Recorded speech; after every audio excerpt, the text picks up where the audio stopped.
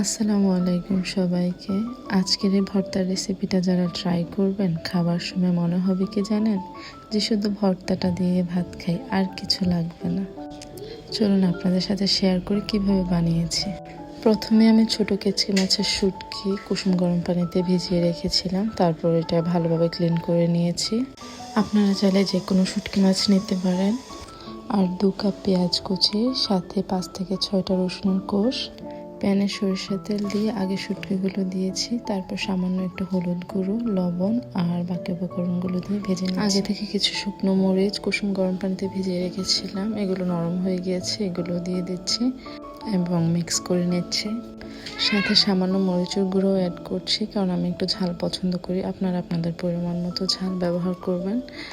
সবগুলো ভেজে নরম করে নিয়েছি। এগুলো একটু ঠান্ডা হয়ে আসলে আমি ব্লেন্ডারে ব্লেন্ড করে নেব ভালোভাবে। প্রথমে এগুলো ভালোভাবে ব্লেন্ড হয়ে যাওয়ার পর আমরা কিছু ধনিয়া পাতা কুচি অ্যাড করব। তারপর আবার একটু ব্লেন্ড করব 10 সেকেন্ডের জন্য। এখানে কাঁচা ধনিয়া পাতাটা অ্যাড করেছি যাতে স্মেলটা ভালোভাবে পাওয়া যায়। এই তো আমাদের ভর্তা ডান, খুব সহজে হয়ে গেল কিন্তু। আশা করি আপনাদের ভালো লাগবে। আজকে এটুকুই, সবাই ভালো থাকবেন। আল্লাহ হাফেজ।